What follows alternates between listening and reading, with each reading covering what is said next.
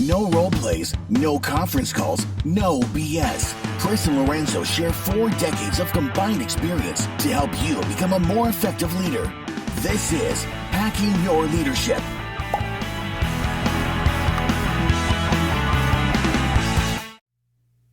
Welcome to Hacking Your Leadership. I'm Chris. And I'm Lorenzo. And Lorenzo, on this episode, I want to talk about a listener question that I got on LinkedIn. This is from a person who they asked to be, to remain anonymous, so we'll respect their anonymity here. But the question was around feedback that they had received that they weren't perceived as being very authentic when it came to leading, and that was kind of a semi-surprise to them because they had gotten the feedback in the past, but they believed they had done, taken steps to kind of make it better over the years, and we're still getting the same feedback. And the question was around how were they able to be perceived as more authentic on the team? And I liked this question because my first answer is, well, do you want to be perceived as being authentic, or do you want to be authentic? Right. Yeah. So, I will assume positive intent and assume they actually want to be authentic, not just perceived as authentic, but they go hand in hand there. And it got me thinking about what if I think about leaders in my life who are authentic, like I perceive them as being authentic and I believe they are authentic, versus leaders who I don't believe are authentic. I try to look for kind of traits that run the gamut across the board from all of them, commonalities. And I keep coming back to this element of vulnerability.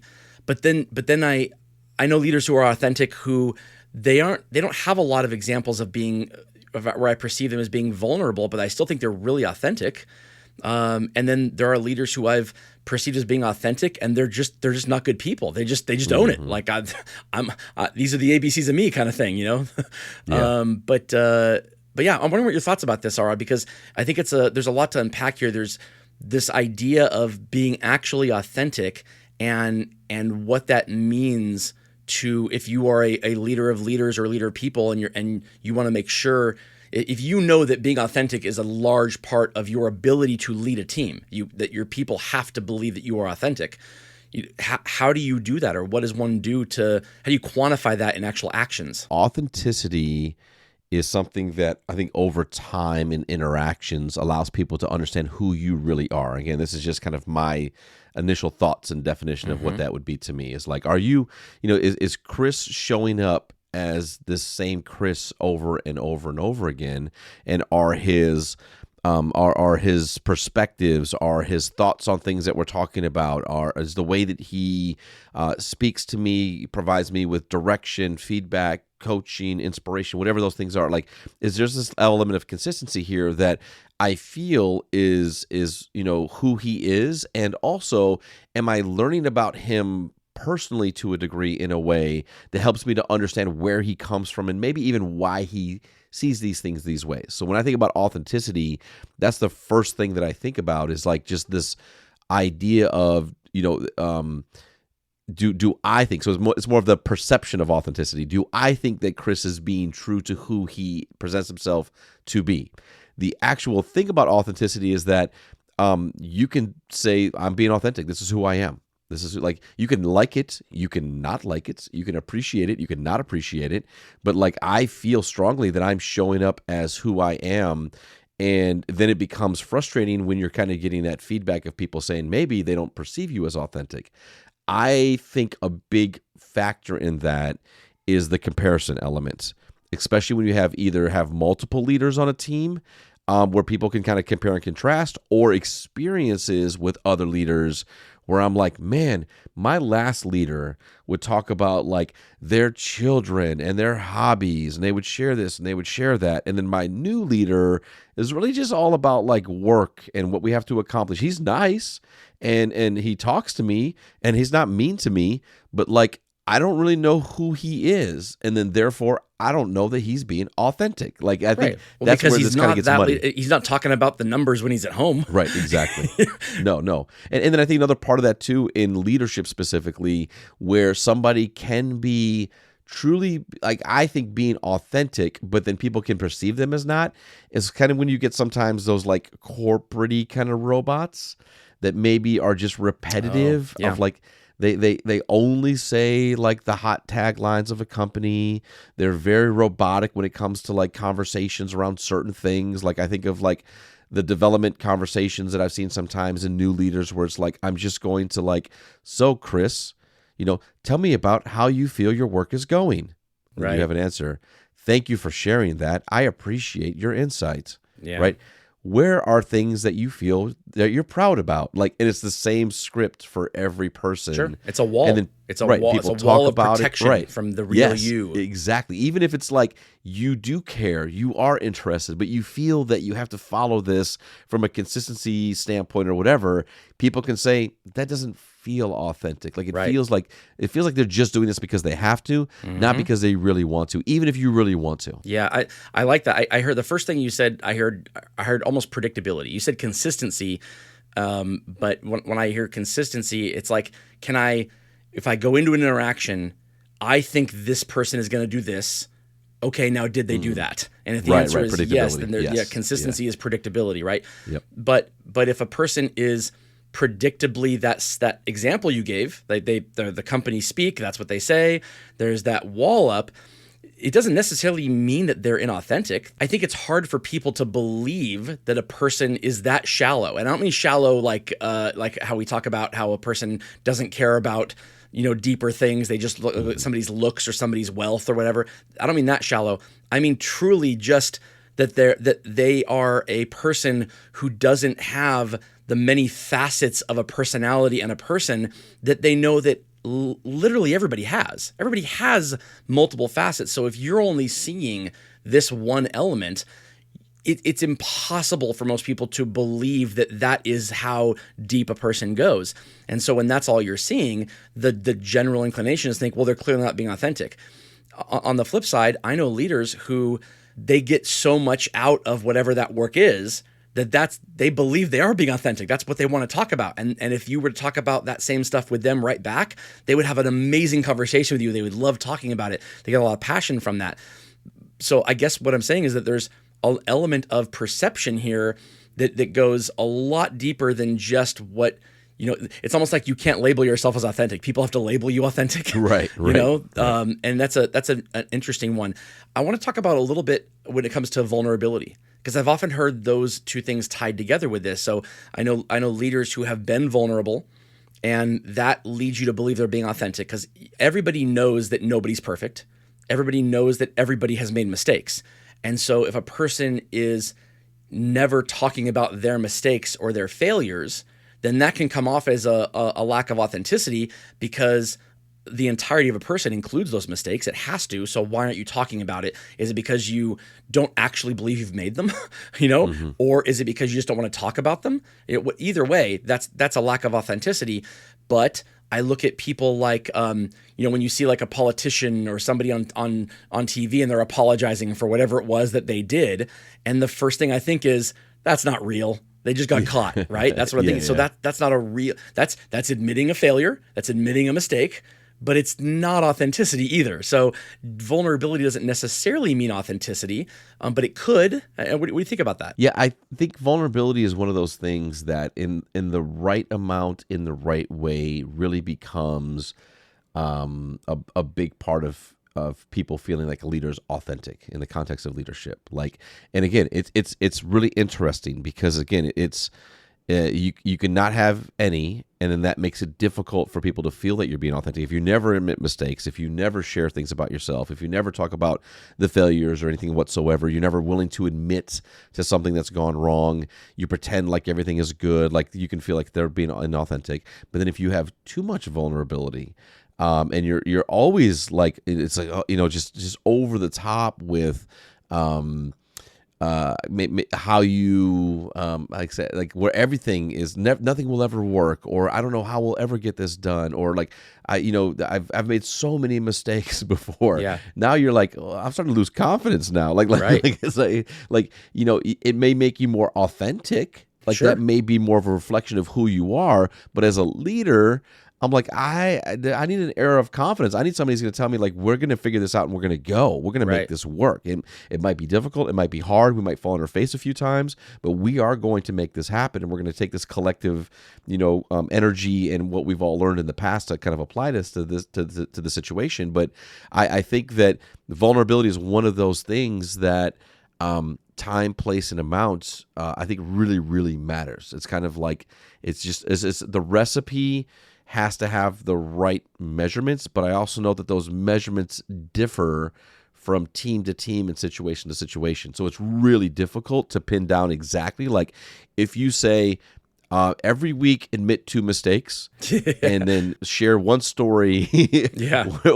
where you screwed something like that. That's the definition of inauthenticity, inauthenticity right there. Inauthentic, right. It's kind of like, so it's a really hard one to capture, but I believe it's absolutely necessary. Yeah, there's this, it's almost like being vulnerable is you're giving somebody the tools with which to judge your authenticity, and the right level of vulnerability is needed in that moment. And sometimes it's not very much vulnerability that is needed in order to make people understand that you're being authentic.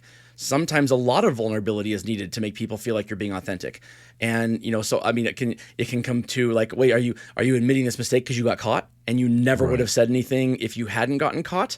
Are you bringing up this failure or this mistake in the context of you see me struggling with something right now and you want to bring up how you went through the exact same thing? Well, if that's the case, then it needs to be very specific with examples. Otherwise, I feel like you're just saying that you went through this too because you're trying to be vulnerable when it's not real. You're making it up. Mm-hmm. And so, yeah, it's the right level of vulnerability is needed, but every situation is different in terms of the amount that is required. So there's no way to predict it. You just have to kind of know in the moment what you have to do.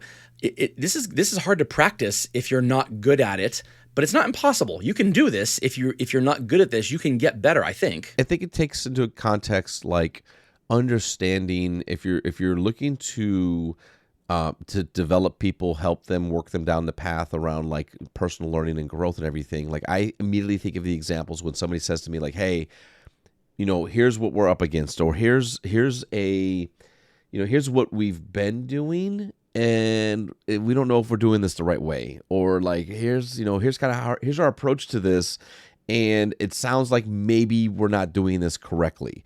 And I think in those moments, one of the things that I'm conscious of is saying like, hey, well, like first of all, let me tell you something.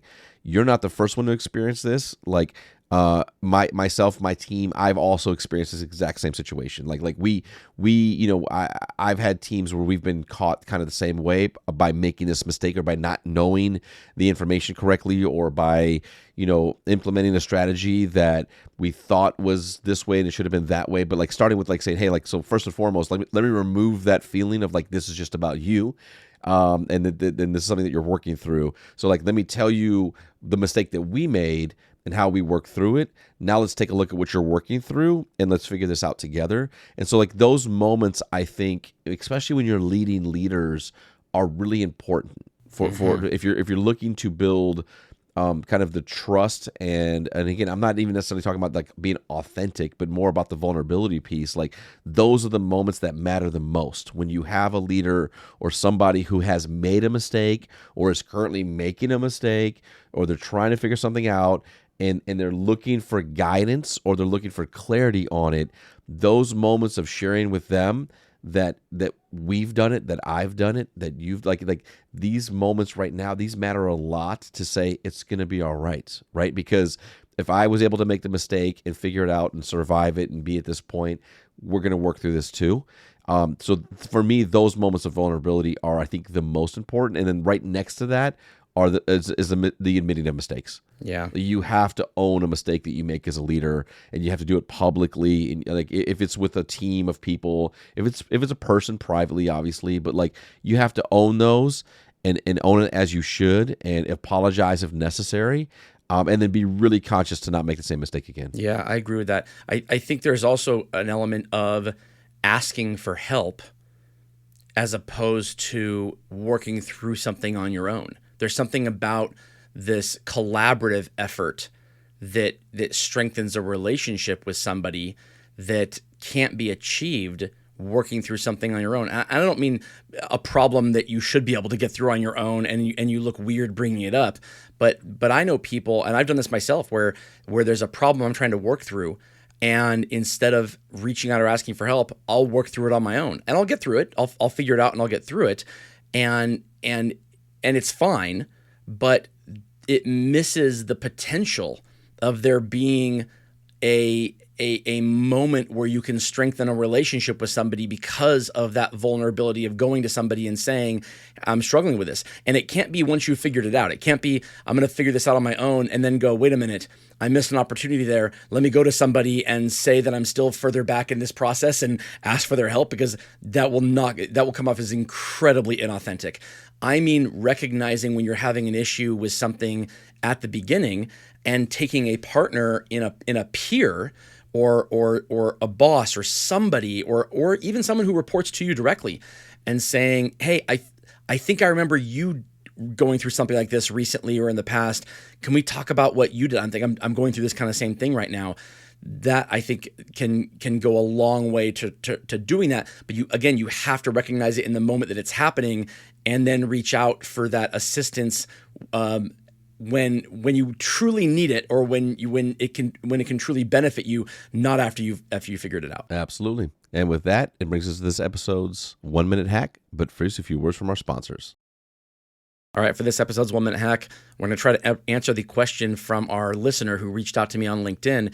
If I was trying to increase the perception of authenticity from people on my team, the very first thing that I would do is admit to myself that this is about perception. No matter how authentic I believe I'm being, what they perceive of me matters here, because they're the ones giving the feedback. So the first thing that I would do if I were you is I would pick 2 or 3 people who you trust, who you think will be honest with you and have no problem giving feedback, even if it is hard to hear sometimes, or even if they don't sugarcoat it. Pick 2 or 3 people, sit them down individually and tell them, hey, I am working on this. This is something that I want to change the perception of, because I want to be authentic. I try to be authentic, and I'm getting feedback that some people don't perceive me as being authentic. I want to change that perception. I would love to know if you've ever felt that and what the interaction was that led you to believe that. I don't want to put you on the spot, but if you want to come back to me later and tell me this, think about it. But I want to know, and I would love to enlist your help in helping me work on this with me. So if you see interactions either between you and I or between me and somebody else, and you think that's not authentic, or that's this person is not being the real them, I would love for you to pull me aside and tell me in the moment when it has happened, so I can think back to what my interaction was and what I said and what I did to try to take steps to make this better. This is something I'm working on. Now, you have to be real about this, and you have to actually want to change the perception. If you're going to get very defensive when people give you this feedback, you're not ready to do this yet. But if you genuinely want to change that perception, there's no better way than taking partners and people you trust right from the beginning and saying, this is something I'm working on, please help me. Yeah, it's I'm a big fan of thinking about the reality that we have to deal with the perception all the time, whether it's an authenticity or vulnerability or approachability or whatever it might be. And I think that, what you shared is one of the best ways to do that, which is be upfront about it. Let people know, hey, I'm working on this. This is something that I'm working on. I need your help, right? I'm hearing and understanding that people may not be perceiving me as authentic, and I feel that I'm showing up authentic, but I need help in understanding that perception. So, can you help me with this, or what are your thoughts, or what are things that I could do differently? Because again, the thing about perception is that it can be addressed. Many times it kind of has to be addressed one by one. And as you start to show up to be more authentic, or people can say hey, well, when you do it this way, or when you get into these meetings, and when you act like, we set a goal and that goal is so wildly higher than anything we've ever achieved, and then you act like, no, this is easy, we can do this. like that feels like you're being inauthentic. It feels like you're not dialed into reality, and there may either be more explanation needed or milestones to get there. But like those types of things, like you'll get that information if you go out and practice and ask those questions and find out what people are thinking, or find out the moments where people feel like, well, that's not really being authentic. Like that is the best way to go about addressing something like this. Sure. In your specific example, I've been in rooms with leaders who have done that, and I can tell just because of the relationship I have with them and what I know about them, that what they're doing is that they don't actually believe that it's as easy as they're saying it's going to be. They're working through it in their own head, and it's the kind of thing where they think to themselves, well, if I go into this thinking I can't do it, then I can't do it. I need to go into this thinking I can do it and kind of put that out there. And in order to make that happen for myself. Now, if you have to do that for yourself to make it happen, do that. That's an internal dialogue that you have with yourself. If you say it outward to the team doesn't know your internal dialogue. They just know what you're saying. And they're going to take what you're saying verbatim because that's the only thing they have to go off of. And then that's when you come off as inauthentic. So yeah, there are things that you will work through in your own head, and there are things that you say to the team. Know that they will take what you say and run with it. Like whatever you say, they'll take it to mean that that's what you actually mean. So yeah, work through those things privately and be able to say to your teams, this isn't going to be easy. Like I think we can do it. I don't know we can do it. I think we can do it, but it's not going to be easy, and I need help to do this. Let's do it together. There's nothing better than asking for that assistance, that help, as opposed to like thinking that you can go this alone. You can do this alone. That's the kind of the epitome of authenticity, is needing other people. Absolutely. And with that, it brings us to the end of this episode. This is Hacking Your Leadership. I'm Lorenzo. And I'm Chris. And we'll talk to you all next time.